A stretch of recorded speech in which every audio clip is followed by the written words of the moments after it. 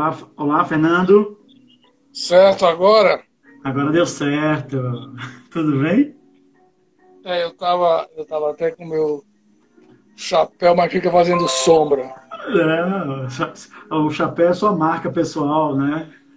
É, mas fica fazendo sombra, não dá pra É, fazer o eu meu ainda, máximo, mas é. eu ainda tô brincando com minhas luzes aqui para achar a melhor, assim, de todas, né? Tudo bem com você?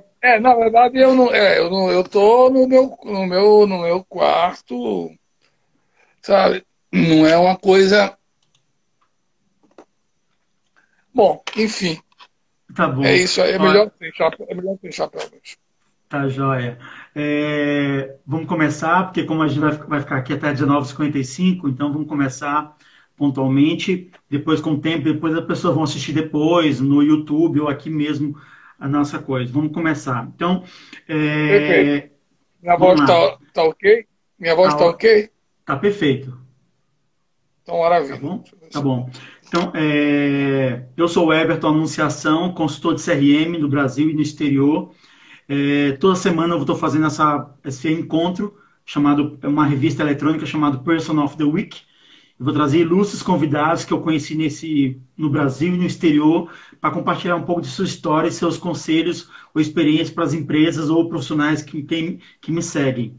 Hoje eu trago Fernando Guimarães, que é jornalista e publicitário, recifense, atualmente é consultor de marketing digital e CRM, é vice-presidente executivo do Conselho Administrativo da ABEND, Associação Brasileira de Marketing Direto, foi editor de texto da Abril Cultural e de várias agências de publicidade, diretor de marketing, diretor de criação da Souza e Aranha e da Mídia FCB, foi gerente de propaganda da Gradiente, diretor de marketing na Varg Smiles, escreve o blog Marketing de Relacionamento no site Cliente SA, que é muito bom, autor de Caso com Marketing, é autor do podcast no SoundCloud chamado Avesso da Memória, que é muito bom também. Eu tive a honra de ter ele participando no meu livro, que é uma coletânea, chamado 41 Conselhos dos 41 maiores especialistas em CRM e atendimento ao cliente no Brasil. Tá? Então é uma honra ter você aqui para fazer parte da história que você faz parte da história do CRM e do marketing direto no Brasil. A primeira pergunta que eu trago para você, Fernando, os meus últimos convidados, e agora você, eu tenho visto que vocês têm tido um passado de origem da publicidade. Muitos que ainda hoje não são, e que muitos não são tão amados enquanto relação com o cliente, pois normalmente o pessoal publicitário, marqueteiro, muito ótimo, são ótimos em criar desejos, mas não entregar ótimas experiências. Uhum. Você acredita, então, assim, será que existe olhando um perfil que eu estou vendo você e de outros, você acredita que existe salvação para o pessoal do marketing e publicidade, desde que eles tenham uma experiência direta com o CRM como você teve ou está tendo ainda? Bom, em primeiro lugar, deixa eu falar, agradecer aí o convite, dizer que a honra é minha. Fazer uma pequena correção. A Tá. Bend atualmente, já há uns 2 anos, chama-se Associação Brasileira de Marketing de Dados. Ah, legal. Nós chegamos à conclusão que precisávamos ser mais abrangentes, que o marketing direto, a imagem do marketing direto, tinha ficado no passado, tinha ficado na mala direta, na coisa aí. E, na verdade, a nossa atividade envolve tudo que tem dados e é digital e assim por diante. Certo. É até importante convocar as pessoas a que participem, façam parte da BEND. Precisamos, agora com a LGPD aí, e que a BEND, inclusive, participou muito ativamente, a área jurídica da BEND participou muito ativamente na formulação, deu suporte aos vários projetos que, que carrearam para a criação da LGPD. Que Então, ótimo, que queria ótimo. só dar esse recado. Obrigado. Bom, em relação à sua pergunta, é, olha, não sei se tem salvação, como você diz, ou não. A questão é que não faz sentido. Não faz sentido você simplesmente. Senão você faz como a minha outra atividade, escreve poesia, sabe? Porque se você está a nossa atividade é uma atividade, o marketing como um todo, e cada uma das suas disciplinas em particular, ela tem é a questão de você atrair, conquistar e reter clientes. E isso, cada vez fica mais claro que só se faz a partir do momento em que você garante uma boa experiência e uma boa experiência continuada. E aí tem uma coisa muito importante, daí vem talvez um pouco da minha experiência. Para que isso seja possível, você precisa ter informação. Você precisa coletar dados, processar dados, analisar dados e agir a partir deles. Sem isso não tem solução. É claro que muita gente na minha época, falar da minha época, eu sempre brinco dizendo assim, quando eu falo de minha época é o futuro. Enfim, alguns anos Boa. atrás, quando o marketing de dados, o marketing digital ainda nem existia no Brasil, e mesmo hoje, ainda trabalha, ainda dá uma contribuição que é, de certa forma, marginal. Eu lembro que quando eu era redator de publicidade, trabalhava na época numa agência que chamava Núcleo, que era a house do grupo Burgenborn. Então tinha as contas de Santis, dos moinhos santistas, não sei o que, e também da parte de alimentícios. Eu recebi o convite para ir para a Consuma, que era uma agência nova, vamos dizer assim, que tinha sido criado como uma consultoria pelo Eduardo Souza Aranha e tinha sido adquirida pelo grupo Ogden Meta, né, a Standard, que na época, estava com um conceito mundial de stewardness do cliente. E eles tinham adquirido aqui a Souza Aranha, porque o Eduardo era provavelmente era a pessoa mais fora o pessoal que trabalhava já para Abril e seleções de detalhes, mas quem estava correndo solto no mercado tinha as melhores condições. E aí eu fui convidado para supervisionar a criação, para ir para a criação da. E eu lembro que algumas pessoas, alguns redatores, meus amigos e pessoas ótimas, redatores e, enfim, diretores de arte, ficaram horrorizados, disseram para mim, mas você vai sair do mercado. Eu falei, por quê? Porque eu não entendo. E aí foi exatamente o contrário. Quando eu entrei na Consuma, e aí houve o projeto de transformar em Ogilvy Animator Resposta Direta. Na verdade, o nome Resposta Direta fui eu que traduzi o Direct Response, podia ser reação direta, Entendi. por resposta direta, e depois virou Ogilvy Direct e Ogilvy One, que é até hoje o grupo, né? Então, na época, isso foi em 1980, eu havia todo um projeto de mudança, de lançamento. Então, nós tínhamos já clientes, trabalhavam para clientes, mas havia o grande projeto, era lançar essa grande empresa, esse grande conceito. E eu mergulhei, e a Ogilvy, imagino que até hoje, apesar que faz tempo que eu não trabalho para eles, tinha uma característica fantástica de reunir e compilar informações, tinham publicações internas, era uma coisa fantástica. E eu mergulhei naquele mundo e eu me apaixonei. Eu me apaixonei pelo fato de que eu fui inoculado pelo vírus, né? Um momento adequado para falar em vírus, de que eu conseguia enxergar o resultado do que eu estava fazendo, que não era simplesmente uma coisa diletante, que eu via o resultado. E a partir daí começamos a trabalhar em cima de buscar o que hoje se chama experiência do cliente. Do cliente. Né? Entendi, entendi. Exatamente. Naquela década surgem os conceitos de fidelização, criados, o loyalty, né? Criado pela, pela, hum, pela IBM no B2B e pelos cartões, pelo American Express em especial. E eu atendi muito, fiz o lançamento do American Express no Brasil. E, e das companhias aéreas, que é um caso à parte. Sim, entendi. Ou seja, essa sua visão de ter realmente possibilidade não só lançar o anzol, mas também trazer o peixe, tratar o peixe, entregar e sempre estar medindo foi o que te transformou num ótimo profissional e que talvez seja essa salvação de olhar de ponta a ponta o consumidor, né? Não somente fazer a construção da relação, mas sim também manter. É o fazendeiro, né?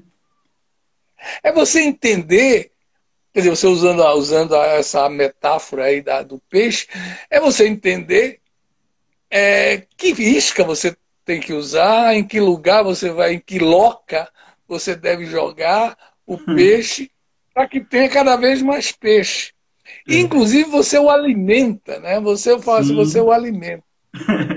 Agora, pensando já na fidelização, que a gente vê hoje tão em voga, que às vezes que a gente estuda, pratica tudo. Você é casado há 45 anos com a Celina João. Você construiu o primeiro programa de Isso. fidelidade. Você é casado com ela há 45 anos. Você construiu o primeiro programa de fidelidade no Brasil. Como é possível se renovar uma relação entre empresa e consumidor por tanto tempo assim? Ou não, realmente a relação com o consumidor não faz necessidade de durar tanto? O que você comenta um pouco sobre isso? Não, não. É assim. É interessante essas analogias que você está fazendo. E eu vi aqui que entrou na sala o Eduardo Ramalho, meu guru. E tem o Marcelo Adoro esse Miyashita, cara. tem o Marcelo Miyashita aqui também da Gazeta, também da Fundação Casper Libro, tudo, Miyashita Consulting. Então, bom, olha, eu acho. Eu acho o seguinte, eu não vou acho que na relação pessoal Sim, sim, sim, essa é uma analogia. você tem maneiras pessoais de ser, né? Então, Celina e eu, meio que assim, foi que nascemos um para o outro, tudo. Mas é claro que há um processo de construção e de nutrição que pode ser estendido para as empresas, podem ser estendido para o campo comercial. Ou seja, você não é, você um cliente que você tem há 5 anos, 10 anos, 15 anos, 20 anos, esse cliente vai sendo cada vez mais importante, cada vez mais rico. Mesmo quando o cliente, mesmo no caso B2B, onde você tem o tempo de vida, o ciclo de vida desse cliente, em algum momento acaba porque ele se aposenta, mas na medida em que ele tem essa relação com você, pode ser um advogado da marca, pode ser uma coisa. Ou seja, eu acho que tem que pensar um pouco assim, tem que haver um esforço grande das marcas, no sentido de manter. Você sabe que demorou um pouco a cair a ficha de que por que as empresas dão tanta importância, dão mais importância a conquistar do que a reter. Demorou um pouco a cair essa ficha, porque eu sempre achei havia todos os estudos que eu tinha falava de que custa 5 vezes menos, no mínimo, reter um cliente, todas aquelas coisas, um cliente seu é mais lucrativo, tem um monte de coisa. E não tinha caído uma ficha. E aí foi um momento em que eu fui ser diretor de marketing de uma corretora de valores, de um corretora, de uma empresa de investimentos, a Gradual. E lá eu entendi que há uma pressão muito grande pelo valor da ação. E o valor da ação tem uma relação muito grande com o número, com o volume, a quantidade de clientes que você tem. E isso cria uma bela de uma distorção. Na verdade, eu sou bastante crítico em relação aos mercados de investimento, porque eles criam, talvez involuntariamente, algumas distorções.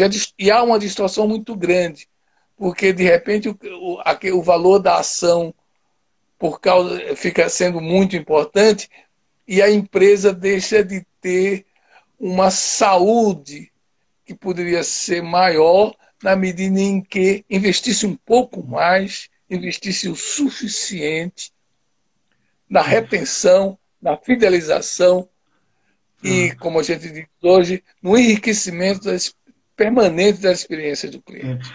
Com isso, com a terceira pergunta, que basicamente ia nessa linha que eu ia fazer para você, que a pergunta seria o quê? O que as empresas profissionais estão fazendo errado na construção da fidelização? Eu sei que hoje em dia, na época que você não construiu toda, pensando a questão de inteligência de dados, vocês que trouxeram, desde o Ricardo Pomeranz, o pessoal que trouxe marketing direto para o Brasil, toda aquela história, quando não tinha dados, estruturas de dados fáceis como tem hoje, recursos de dados, hoje para fazer ciência de dados, analytics, está muito mais fácil. Agora, o que você acha que as empresas, os profissionais ainda estão fazendo errado na construção de fidelização? Você acha que é isso que você está falando? São indicadores errados que a gente está usando?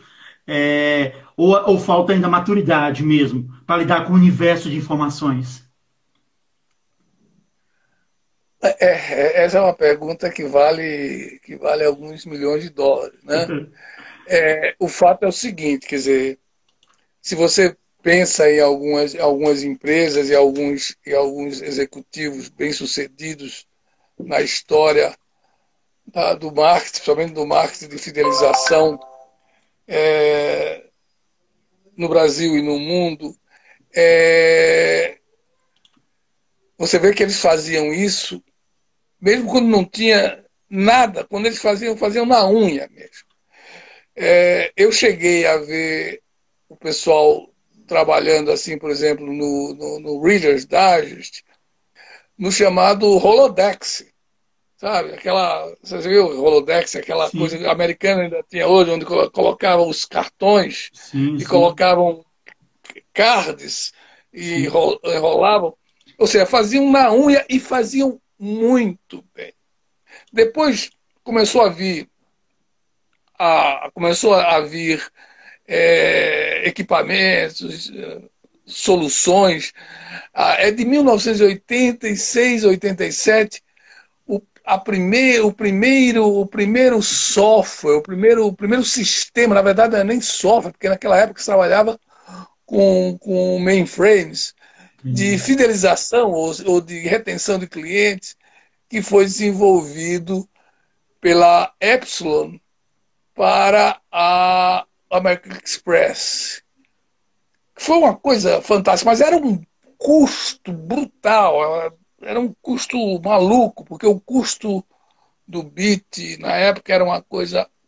Depois entram as companhias aéreas, e aliás, da Epsilon sai o cara lá, esqueci o nome dele agora, que criou o programa da American Airlines, o Advantage, que eu vou foi em entrevistar 10 ele. de maio de 81. Sim, eu vou entrevistar ele mais para frente. Eu já tô, ele participou dos meus livros também, graças à sua indicação da ponte que você fez.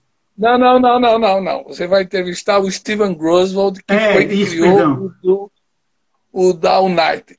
Isso, perdão. Porque foram 20 dias depois, em maio de 81, a equipe do Steven colocou de pé o Mileage Plus. É uma história fantástica e você vai adorar falar com ele, porque ele é uma pessoa extraordinária, Legal. muito simpático. alguns anos atrás, a gente trouxe ele em alguns eventos aqui no Brasil. Eu adoro ele. Mas eu esqueci o nome do cara que era da... Tudo bem. Mas não importa. O cara criou o programa. Bom, essas grandes empresas, teve aquele momento lá na década de 80 e, de certa forma, na década de 90, onde isso era feito, mas havia outras empresas já surgindo e criando e trabalhando muito bem nesse sentido. Hoje em dia, meus amigos executivos que me perdoem, mas não há desculpa.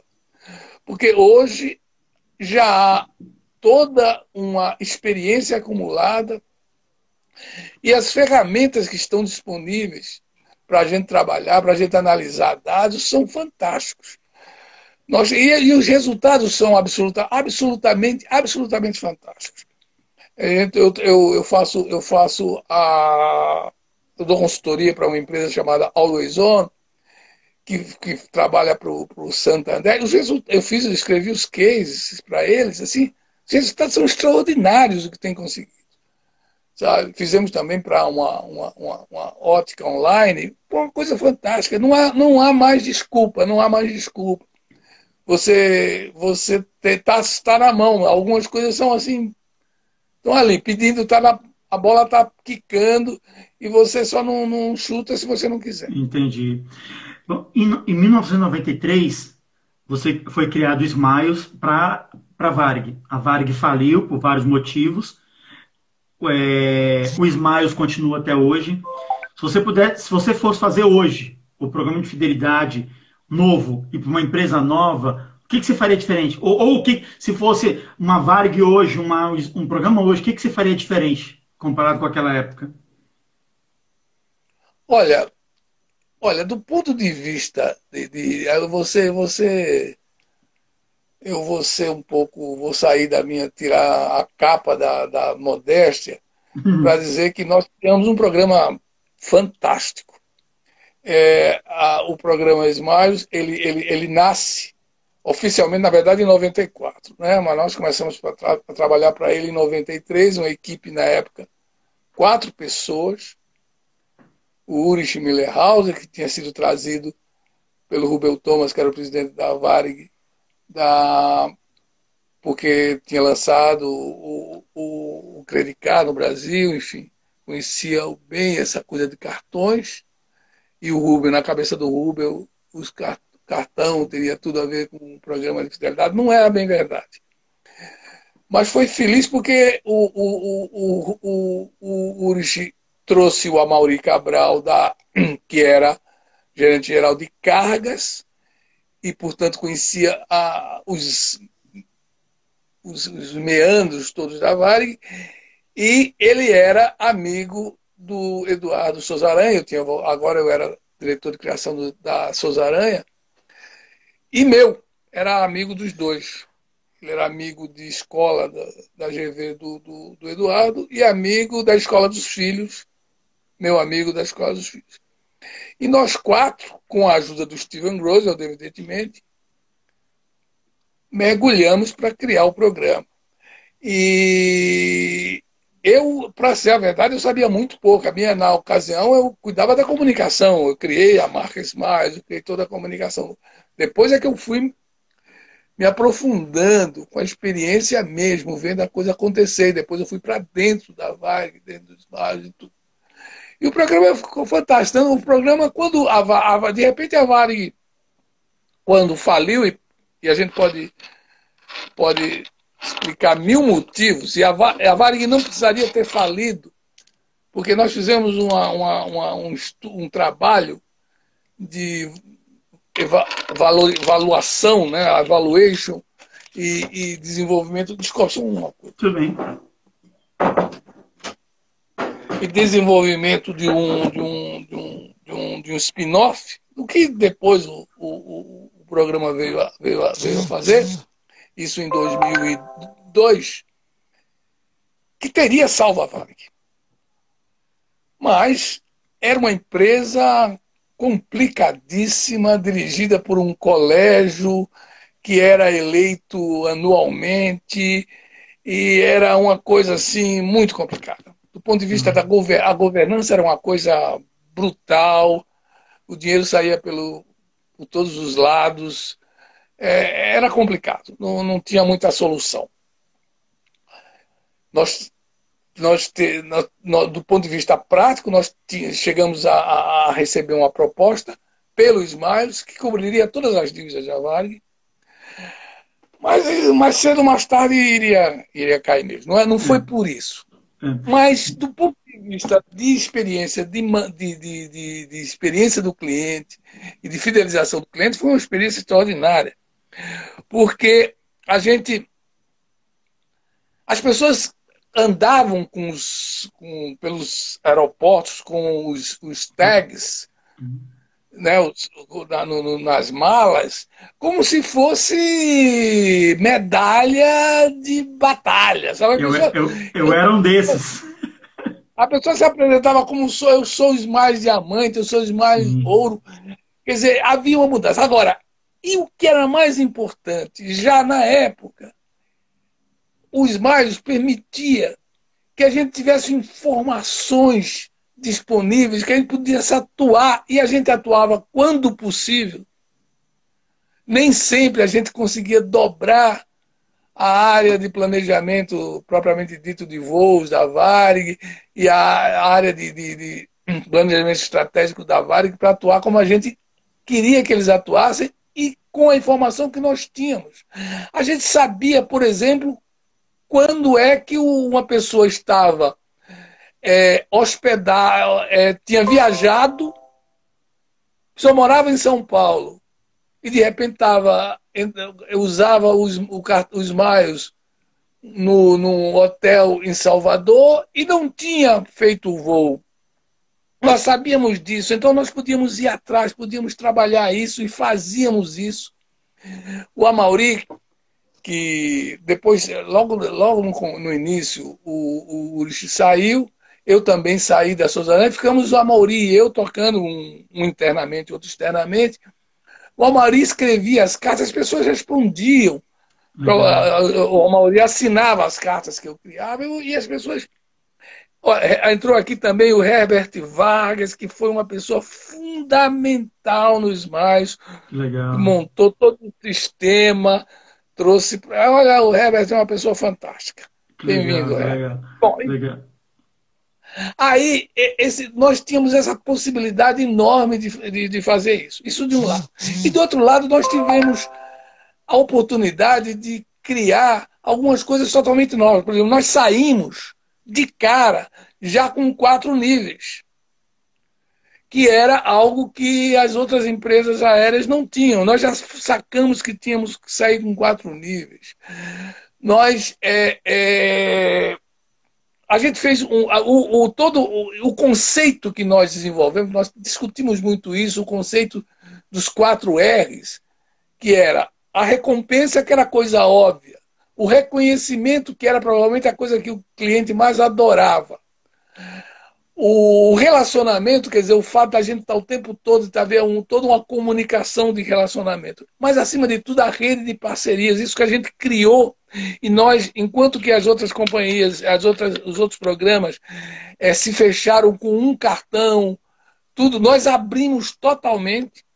Nesse sentido, o Amaury foi fundamental a visão dele. Nós abrimos o mercado e nós dominamos o mercado. Foi preciso fazer muita bobagem para perder. Para perder. Então, nesse sentido, eu sou muito orgulhoso. Então, você pergunta, se eu fizesse agora, eu faria diferente? Bom, claro que eu faria diferente. Até porque, hoje em dia, a possibilidade...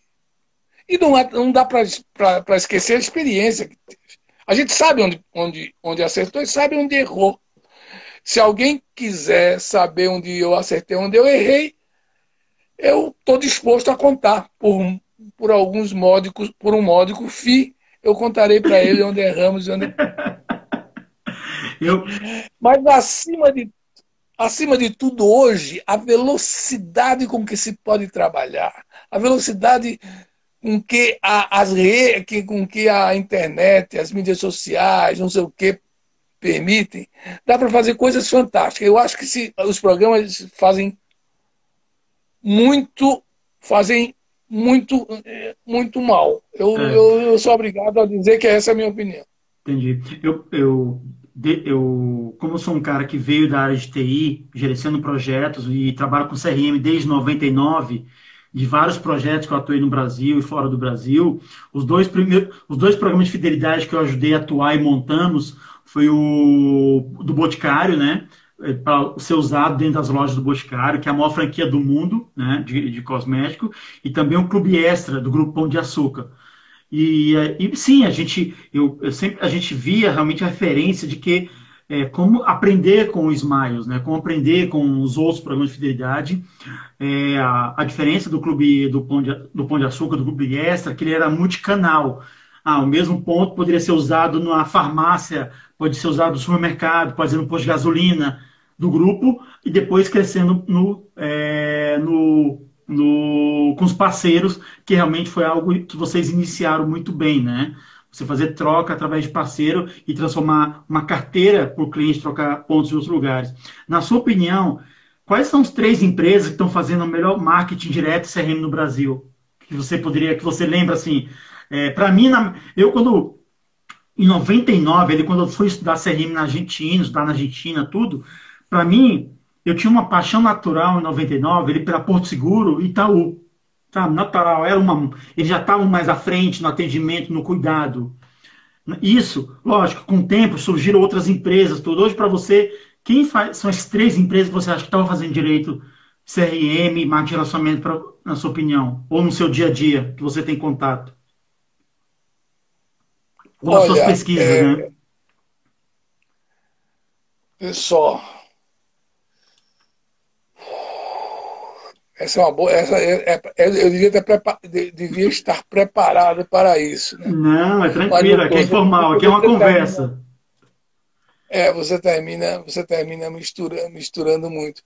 Mas eu acho que, em termos dos bancos, quem eu estou vendo, quem eu conheço, pelo que eu conheço de melhor trabalho que faz é o Santander, inclusive com o Esfera, enfim, uma coisa bem legal.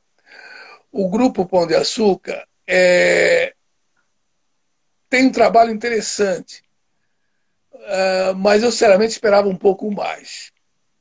É, tanto assim, de um ponto de vista não exatamente de CRM, mas até de uma visão mais ampla, o Magazine Luiza tá se destacando, mas eu não conheço bem o trabalho de CRM deles. Sinceramente, eu não sei. Eu vejo o trabalho, eu inclusive me cadastrei lá como do Magazine Você, não sei o quê, mas eu não vejo, eu vejo muito mais uma visão, uma coisa, eu acho que talvez eles precisassem conversar com um de nós Entendi. Ah, para gente ver isso. As companhias aéreas não tá funcionando, não está funcionando como funcionou já há um tempo atrás. Por aí. é, Eu tô meio. é, Depois eu posso até te fazer uma análise não, melhor não é uma em termos conversa, de. aqui é mais um happy hour, uma conversa leve. Por Agora, exemplo, deixa eu só falar um ó, negócio, já que você O perguntou. Eduardo falou aqui do Nubank, né? Ele está satisfeito, né? O Nubank. É, O Nubank, inclusive, adquiriu o, a Easy Invest, que tava fazendo um trabalho fantástico. Eu acho que ele adquiriu exatamente para investir nisso. Agora, você perguntou ainda agora se eu fosse fazer alguma coisa diferente. Não é que isso seja agora. Foi depois que nós saímos da Varig, a Mauri e eu montamos uma empresa chamada M4R, fizemos alguns programas, um programa no Uruguai, fizemos um trabalho grande para o Unibanco e assim por diante. E daquela época, já eu comecei a desenvolver um conceito que chamamos de comunidade de valor emocional, que seria na época a gente falava que era o programa de fidelidade 2.0, hoje seria 4.0, 5.0, 6.0. Mas é o conceito de que não faz mais sentido, principalmente depois da internet, até mesmo todo o conceito da internet, não faz mais sentido você estar ter um núcleo central onde você se comunica, onde você se relaciona radialmente com os clientes.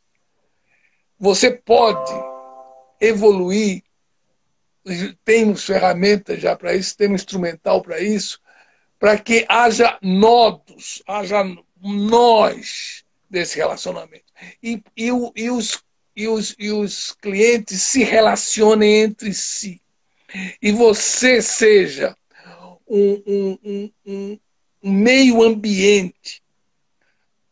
A palavra plataforma é ruim, porque plataforma remete imediatamente à tecnologia, e não é só tecnologia, ou não é principalmente, mas todo um ecossistema. O nome correto seria isso, ou seja, a empresa atuar como um ecossistema.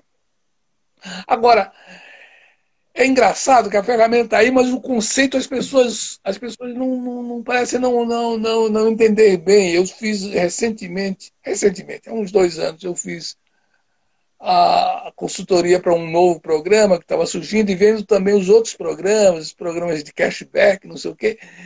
E eu insistia com as pessoas e as pessoas continuavam e relutam e querem manter a coisa como era anteriormente. Alguém vai surgir, não sei se no Nubank, alguém vai surgir, quem sabe até converse comigo, para a gente desenvolver, para eles desenvolverem, ou com a minha ou sem a minha ajuda, esse ecossistema, que é muito mais do que sai o conceito do programa, porque na época que nasceram os programas era isso mesmo, você tinha um sistema, inclusive o Herbert, que eu falei dele, ele trouxe os AS400 com que a gente trabalhava, ou seja, era MID. Antes disso, trabalhava com mainframes, e era assim que se trabalhava. Mas hoje não. Hoje a web, a rede, permite que você... Agora, você tem que ter a clareza conceitual mais do que técnica, porque técnica você tem já disponível, tem a disponibilidade técnica existe, mas você tem que ter a clareza conceitual de que precisa montar esse ecossistema. Quem sabe? Entendi. E quando você citou o Santander, eu avaliando os últimos 10 anos, eu falo que os espanhóis, que na época, eu falo que no século XVIII, final do século XIX, eles foram muito expulsos da América Latina, depois voltaram com dinheiro. E saíram comprando. A Telefônica comprou tudo. A Telefônica teve que mudar de nome, porque já estava queimada no mercado. E na época, uma vez eu perguntei para o presidente da empresa por que se demorou tanto para pensar no cliente. E eles falaram assim, só estava preocupado com fibra ótica, lançar fibra ótica. O Santander se reconstruiu muito, realmente, na qualidade dos últimos 10 anos, para oferecer realmente uma imagem humana de um banco, né? Mas agora todo mundo, os bancos estão realmente enfrentando a competição das fintechs, que realmente vai fazer eles, realmente, uns vão ficar para trás, outros vão atualizar ou dividir a forma de trabalhar junto para poder reduzir custo, melhorar a experiência para o consumidor que seja digital, o outro analógico, o que for. Mas realmente a gente está num momento ainda que tem gente que... Eu falo que essa estratégia toda que a gente está falando aqui é como o carnaval em Salvador. Tem gente que já está no camarote, tem gente que está na pipoca, tem gente que já entrou, tem gente que nem entrou ainda. E o bom de tudo isso, porque é importante para mim entrevistar vocês, o próximo convidado semana que vem é o Filomeno, que criou o Código do Consumidor no Brasil. Vocês ainda fazem parte da história, vocês são a história. As pessoas têm que realmente buscar esse conhecimento que vocês têm, para saber assim, pô, eu quero aprender com os erros e acertos do passado para construir o futuro, porque essa geração é nova ainda. Não adianta você só colocar um software. Tinha um banco BBV que a gente atuou fazendo CRM, que eles achavam que bastaria comprar o software e já resolveria todos os problemas. Não é isso, né? É muito mais. Em termos internacionais, você lembra de algum caso, empresa boa que você gosta de citar como referência, onde você vai buscar sempre referência no atendimento? Olha,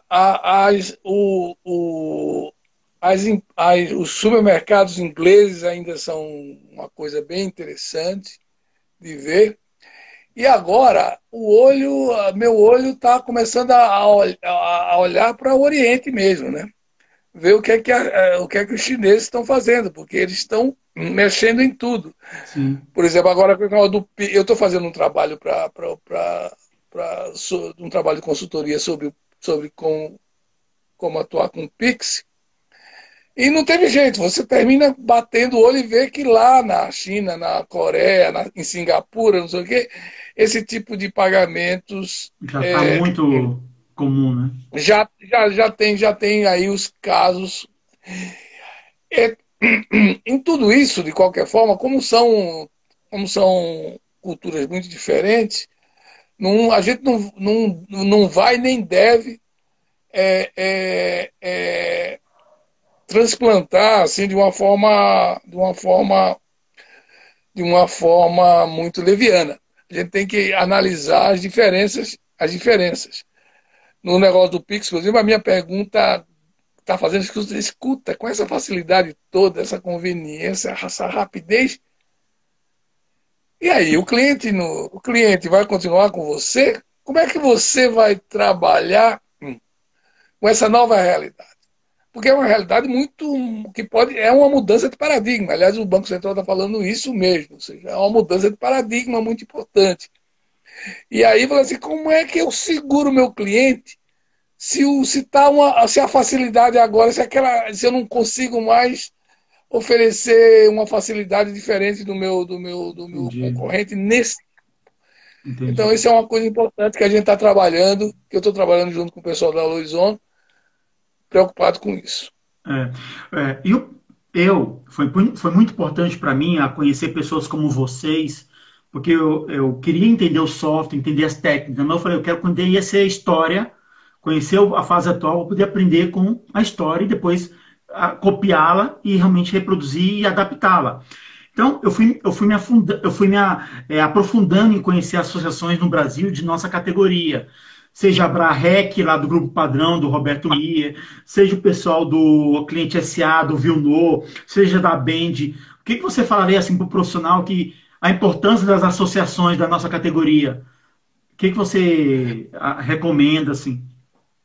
Olha, o Brasil tem uma. Eu fui diretor da ABA, sabe, onde eu passei, eu, eu, eu, eu entrei em associação, eu militei em associação, porque eu acredito muito. A, a, tem tem assim, a lei do mais forte, cada vez mais as pessoas sabem que não é verdade, não funciona assim. Não é que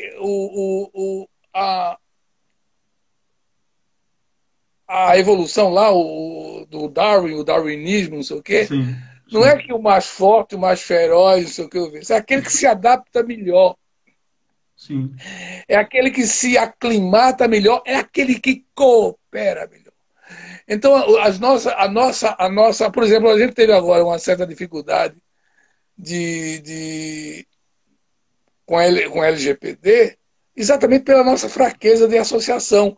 Porque nós vimos discutindo isso desde 2010. Desde 2010 que a Bend vem trabalhando junto com outras associações, mas nós não somos muito mais frágeis do que poderíamos e deveríamos ser.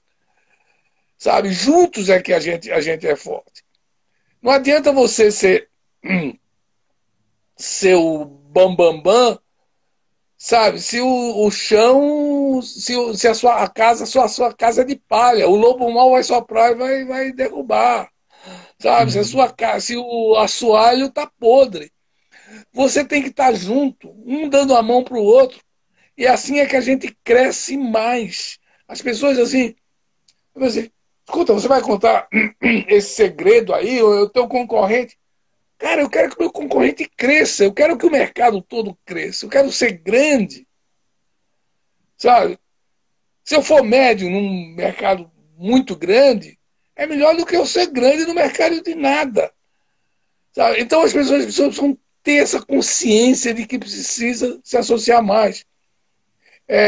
Nós, a Bend continua fazendo um trabalho excelente, apesar das dificuldades cada vez maiores. E, acima de tudo, a gente fica batendo murro em ponta de faca. Não pode ser assim. Entendi, entendi. Hoje, por exemplo, as pessoas que quiserem contratar você, como que é? Recomendo procurar você, o Fernando Guimarães, no Facebook ou no LinkedIn. Você quer passar algum site, alguma coisa? Não, não, o LinkedIn está de bom tamanho. Você pode procurar por mim. E, além disso, tem o meu, se você quiser. Quem quiser, o meu e-mail é fernando.gguimarães@gmail.com. Legal. Tá, mas É, assim, mas você vai me encontrar no LinkedIn. Tem sido no LinkedIn que as pessoas têm me encontrado. Inclusive, assim, há uns 2 anos atrás, o pessoal queria fazer um ano e meio atrás, queria fazer uma, uma festividade dos Smiles, e aí descobriu aí foram lá, eu escrevi um artigo bem grande que saiu legal. na Passageiro de Primeira. Como que você acha, hoje em dia, a gente que começou lá, eu comecei em 99 com CRM, muita gente viu que é muita dor de cabeça, não é só um software, muito mais coisas. Hoje está CX, experiência do cliente. Vocês vêm da época lá do marketing direto.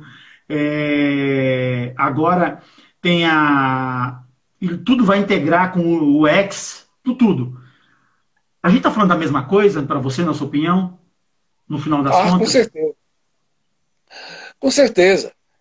É isso que eu te falei, quer dizer, ou seja, a gente vinha nesse espírito.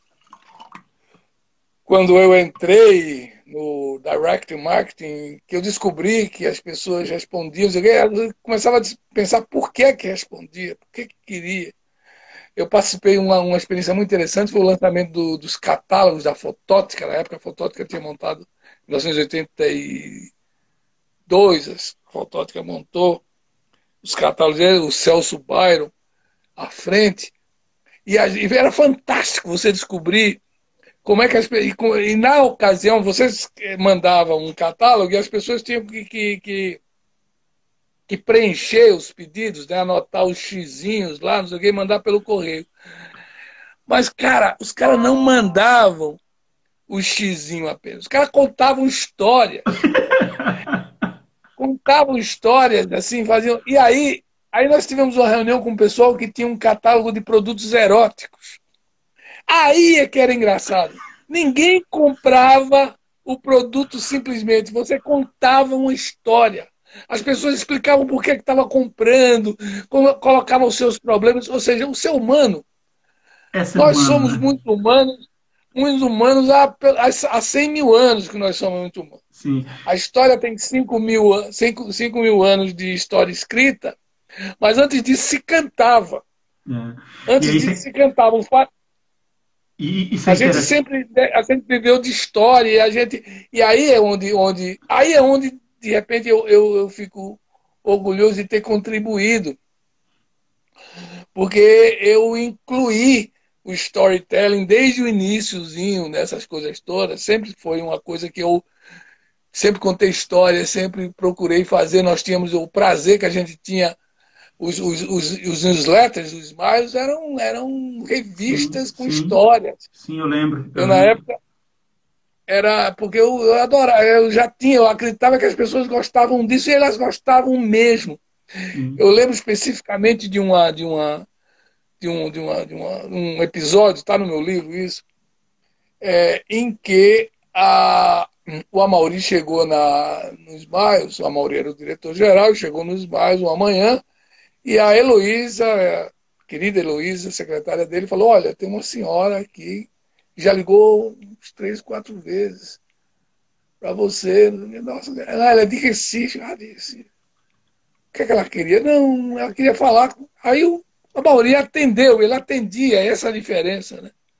Ele atendeu o telefone, a mulher falou: olha, senhor Mauri, o senhor, a minha filha está aí, estou indo levar ela para o hospital aí em São Paulo para se operar.